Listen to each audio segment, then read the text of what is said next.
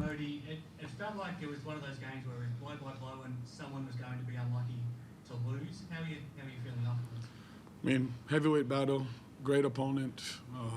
Obviously tested us in many ways. A lot of the things that we did today I really liked. The ending, obviously, less, but it's something that we'll learn from. And how we respond now is what matters. We can either feel sad for ourselves for letting this one drop, or we can be pissed and step into the next game with something to prove. And that's the only thing I care about now. I guess I have to touch on the ending with Zylan calling for the timeout. I mean, he obviously had the right intentions, and I imagine it's just instinct that he's done that his whole life, and it's just what comes naturally to him. What do you say to him afterwards? That I love him. I love him and I believe in him, and mistakes are part of the game, and you make mistakes and you recover from them, and that's what's important. It's all good.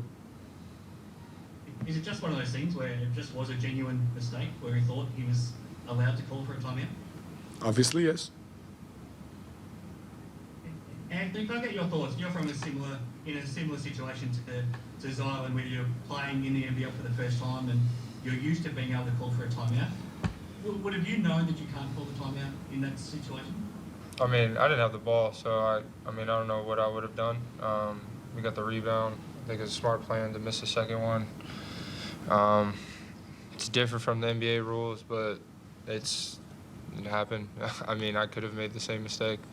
That's not nearly the play that made the game error for us. Like, that's not what cost us at all. And if it was that, then we need to become better in every other area, because that's not what you decide a game on ever. Like, one play is never going to be the thing I'm going to be like, oh, it's his fault. Like, no shot. So we will clean up all the other stuff before I ever say, he should have did that better. Absolutely.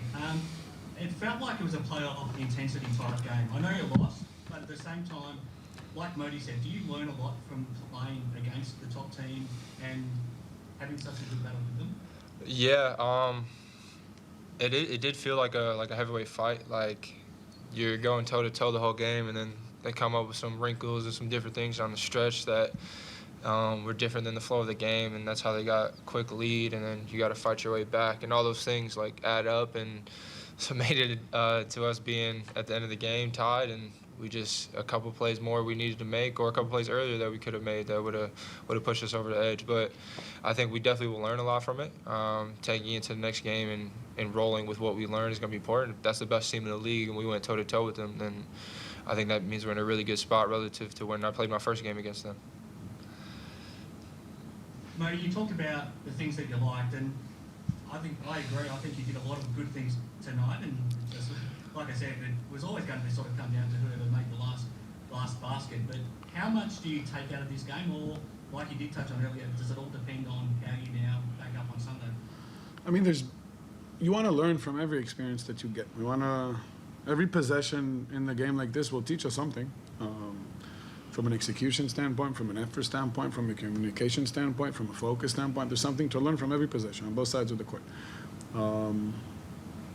But the big lesson, and an important one for us to learn, is that you are measured by how you respond when things kind of don't break your way. And we've done a fantastic job during the season overcoming obstacles. And this is a different kind of obstacle that now we need to overcome, because the next game is very soon. And against a very good team who will challenge us in a lot of different ways as well.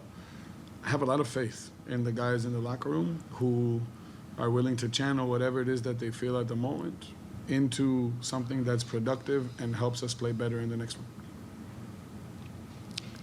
You basically went to a 7-man rotation tonight. Was that the plan going in, or was that just the way that the game sort of panned out for you? No, it's kind of the way the game unfolded. So it's not something you'll sort of be planning on sticking with moving forward? No, not really. You touched on Sunday. I'm frustrated for you because you keep being put in these positions where you play on a Friday and have to travel Saturday and play a game on Sunday. It's not easy, and you don't have to comment on that part of it, but what are you now expecting in Sydney on Sunday? I mean, you don't need to be frustrated, man. circumstances are what the circumstances are. This is something that we knew in September. This is not something new to us. We overcome. It's not a problem at all. What I expect is playing against the two-time defending champs who have something to prove, who are coming with a chip on their shoulder, and it's a wounded animal, and it's a very dangerous game. I am looking forward to see how my guys rally through and come together and put even a better game than we did today in order to come out of it with the result that we want.